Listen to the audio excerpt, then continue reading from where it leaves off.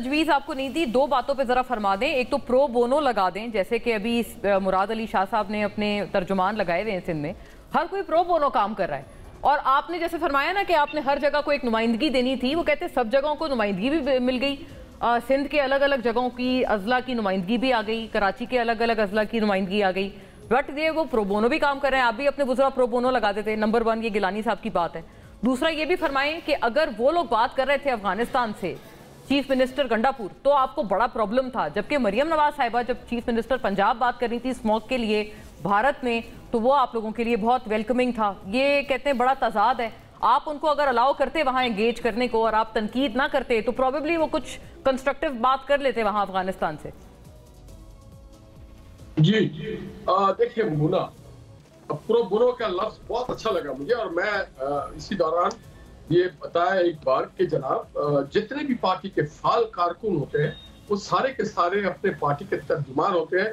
कोई अपनी गली मोहल्ले में होता है, कोई अपने जिले में होता है, कोई सूबे में, और कोई आपको टेलीविजन पे नजर आता है, कोई अखबार में, कोई प्रेस कॉन्फ्रेंस में।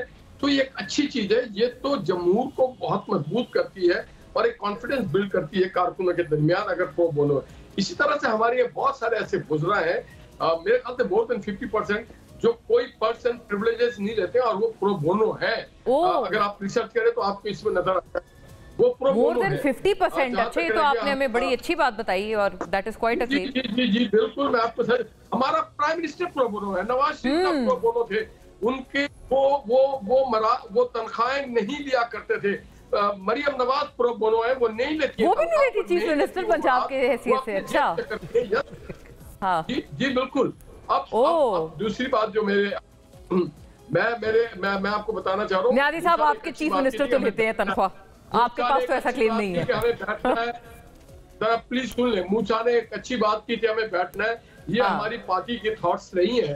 जो लोग भी चार्टर ऑफ डेमोक्रेसी को सेक्रेटरी है, मसलन बिलावल साहब ने पहली तकरीर में कहा था कदम बढ़ाओ नवाज शरीफ हम तुम्हारे, इमरान खान हम तुम्हारे साथ हैं। इमरान खान ने जवाब नहीं दिया। शहबाज साहब ने, लीडर ऑफ द ऑपोजिशन, ने कहा आए बैठ के इस मुल्क की मईशत के लिए चले, हम आपके साथ चलने को तैयार है। उन्होंने जेल भेज दिया दोनों को, दोनों पार्टी को बर्बाद कर दिया अपने तय। मगर अल्लाह जिसको आबाद रखे कौन बर्बाद कर सकता है। अब रह गया सीएम। दोनों सीएम के केस अलग है। एक सीएम का जो मामला था वो रिगार्डिंग एग्रो बेस्ड एक क्लाइमेट का इशू था। दूसरा जो सीएम का मामला है वो एक हॉस्टाइल सिचुएशन है, जिसके अक्रॉस द बॉर्डर पाकिस्तान के ऊपर वहां से सो कॉल्ड जो भी लोग थे, अपने आपको जो भी वो कहें, हमारे यहाँ दरअंदाजी होती नहीं है। हमारे फौजी जवान, ठीक है, आई गॉट योर पॉइंट। आपने एक अच्छा डिस्टिंक्शन बता दिया कि वो एक क्लाइमेट इशू था, इतना इस नौयत का नहीं था, उसकी इंटेंसिटी इतनी नहीं थी। जाहिर है और ये दहशतगर्दी का सीरियसली का मामला है और जाहिर है it involves human lives.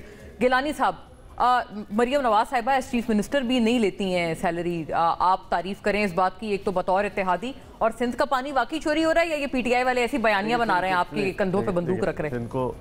Sindh को पानी के लिए के बहुत सारे तहफ़्फ़ुज़ात हैं और मैं समझता हूँ कि उस पर उसकी ना बड़ी टेक्निकलिटीज़ हैं उसके अंदर, जो कि बहुत दफ़ा प्राइम मिनिस्टर साहब के सामने रेज हो चुकी हैं। काउंसिल ऑफ कॉमन इंटरेस्ट में भी पीपल्स पार्टी उसको लेके गई है। सिंध के चीफ मिनिस्टर भी आए हैं और बल्कि मैं जो हमारी कायम अली शाह साहबा, नफीसा शाह साहबा जो हैं, उन्होंने तो जो अभी डेजर्ट पर पंजाब गवर्नमेंट कर रही थी उसके ऊपर भी डेजर्टिफिकेशन की बात की है कि इससे सिंध में बहुत सारा मसाइल होंगे और हमें डेजर्ट्स जो हैं उनको ज़रूरी नहीं है कि हम उसको आबाद करना शुरू कर दें। जो एक नेचुरल वे है उसको चलने देना चाहिए, सहरा को प्रिजर्व करना चाहिए।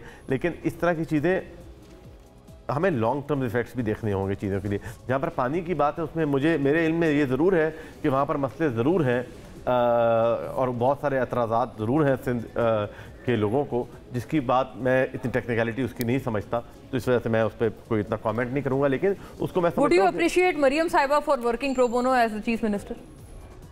देखिए मुझे अगर वो अपनी तनख्वाह प्राइम मिनिस्टर की या चीफ मिनिस्टर की तनख्वाह क्या लाख 1.5 लाख 2 लाख की होती है, इससे ज़्यादा तनख्वाह नहीं होती। बाकी जो प्रिविलेजेस होती हैं वो बहुत सारे थे, वो तो कोई प्रो बोनो नहीं होता। उन्होंने गाड़ी में निकलना है तो सरकारी गाड़ी इस्तेमाल होएगी, उन्होंने पेट्रोल यूज़ करना है तो सरकार का पेट्रोल होगा, उनके आगे अगर एक पुलिस वाला होगा तो वो भी पेट्रोल सरकारी इस्तेमाल होगा। तो उसका प्रो बोनो का उनका कोई फायदा नहीं है। और मैं ना ये कहूंगा कि उनको प्रो बोनो काम करना चाहिए, और अगर वो चीफ मिनिस्टर हैं तो उनको सिक्योरिटी अपना एक जो तकद्दुस है उसको हर किसी का, चाहे वो अली अमीन के लिए भी मैं ये बात करूंगा, मुराद अली शाह साहब के लिए भी ये बात करूंगा, सरफराज बुगटी साहब के लिए बात करूंगा, बट जो ये मिनिस्ट्रीज थी इनकी बात मैं कर रहा हूं कि इनके और अखराजात होते हैं जो कि ऑलरेडी चल रही हैं।